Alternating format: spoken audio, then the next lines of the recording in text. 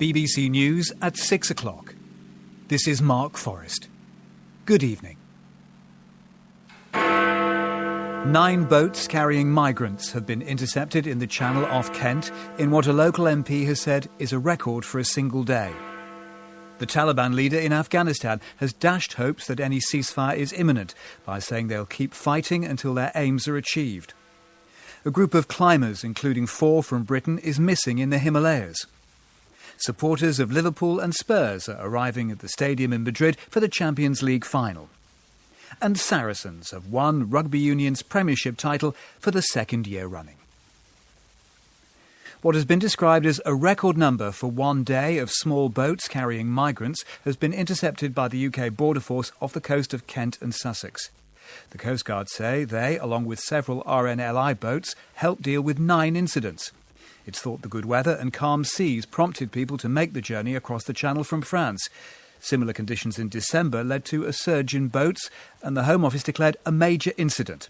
But that number was even higher last month, and the latest arrivals have led to renewed calls for the government to do more to tackle the problem, as John McManus reports from Dover.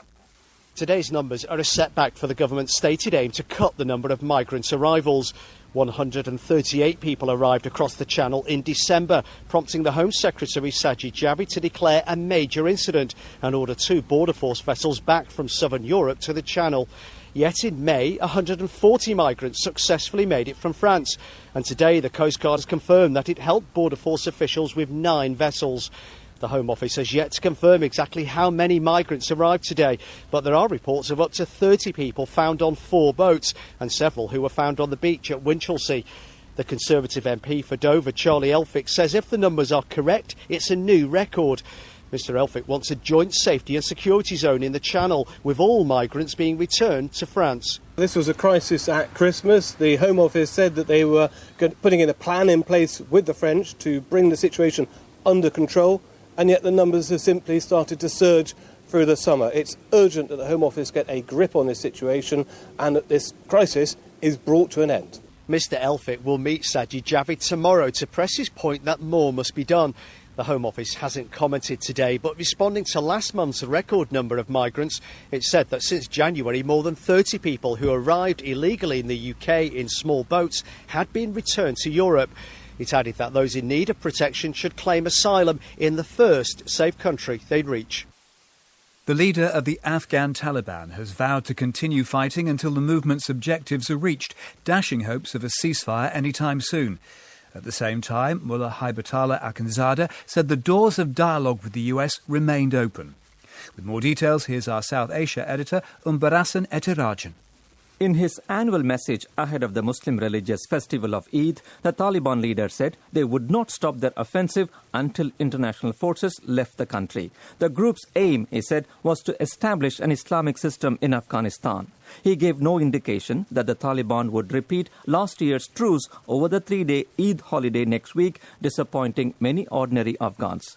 Mullah Haibatullah Akhundzada said the Taliban did not seek a monopoly over power and would respect all the rights of Afghan men and women. The statement came after a 6th round of peace talks between the US and the Taliban that ended in Qatar last month with little sign of progress. The Taliban have also refused to negotiate with the Western-backed government in Kabul. In the meantime, the US State Department has announced that the American peace envoy Zalmay Khalilzad will hold a new round of talks with the Taliban later this month in Qatar to try to move the peace process forward. Police in the US state of Virginia have named the 11 local government workers shot dead by one of their colleagues. A contractor was also killed at offices in the city of Virginia Beach yesterday. The gunman was an engineer who'd been employed in the Public Utilities Department for 15 years.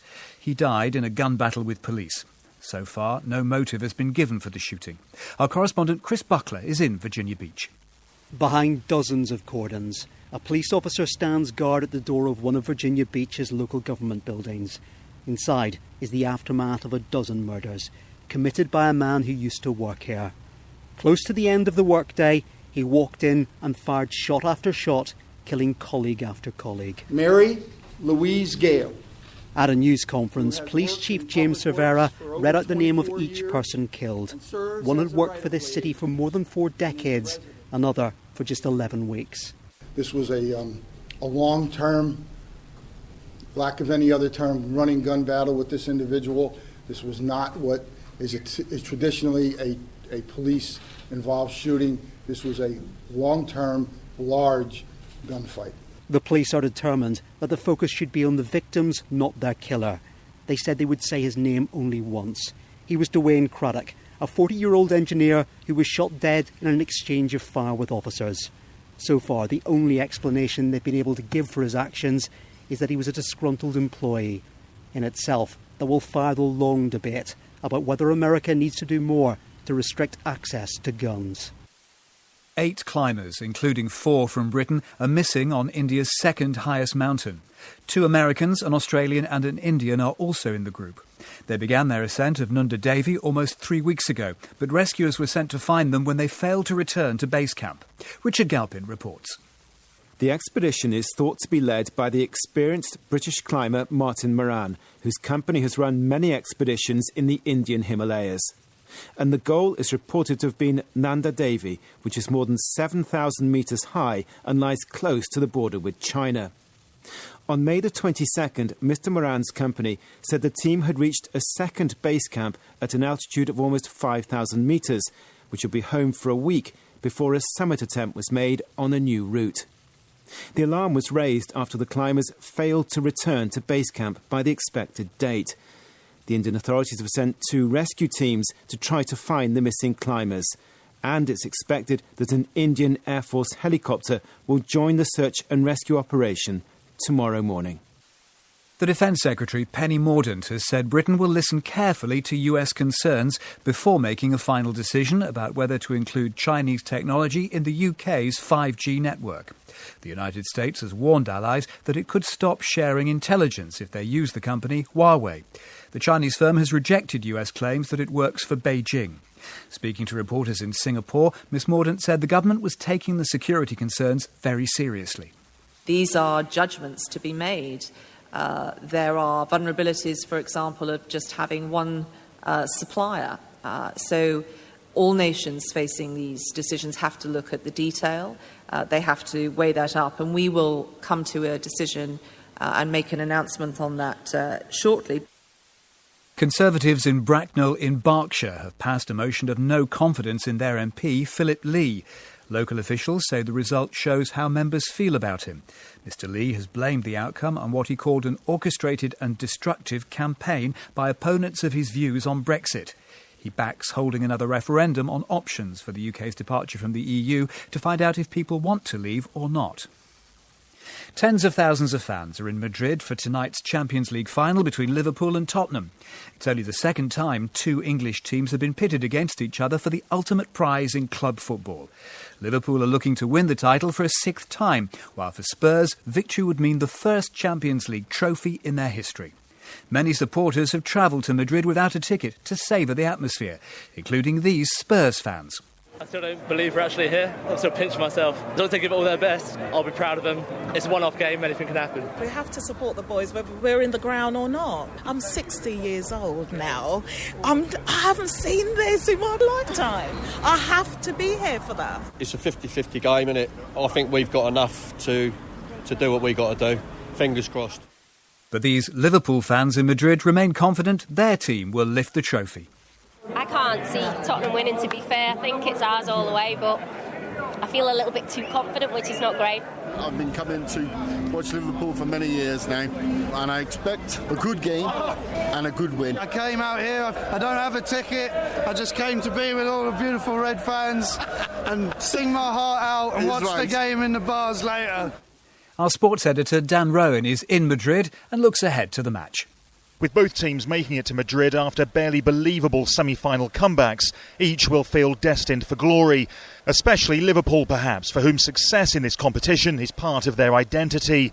A 6th European crown would reinforce their status among the giants of the sport.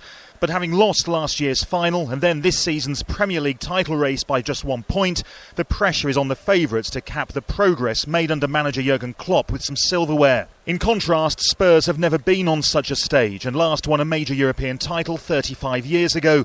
They finished 26 points behind their opponents in the league and have not spent a penny on new transfers this season. But if manager Mauricio Pochettino can master mastermind victory, it could prove transformational for the North London club and secure their place among the game's elite.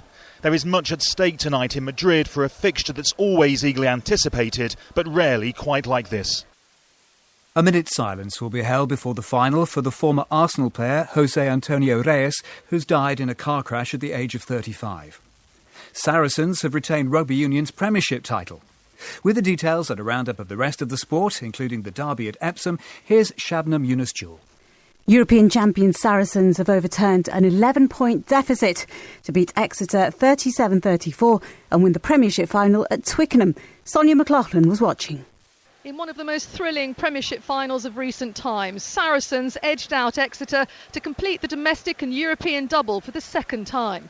Exeter stood toe-to-toe with the favourites and even took an 11-point lead with 20 minutes to go after a brilliant try from England centre Henry Slade. But the defending champions, stung by that, hit back with 21 unanswered points to clinch a narrow victory. It's an 8th trophy under the impressive stewardship of Mark McCall and hails Saracens as one of the greatest club sides ever. Irish trainer Aidan O'Brien won the Epsom derby for a record-equalling 7th time, with 13-2 shot Anthony van Dijk ridden by jockey Seamie Heffernan. O'Brien, who saddled 7 of the 13 runners, was also responsible for the third home Japan, plus the 4th, 5th and 6th. From Epsom, here's our correspondent Cornelius Lysett. On a thrilling day of sport, a thrilling finish to the derby in front of 80,000 basking in warm sunshine. Anthony van Dijk, the Lingfield Derby trial winner, and 46-year-old jockey Seamie Heffernan, long part of the furniture at Aidan O'Brien's Ballydoyle stables in County Tipperary, and riding in his 12th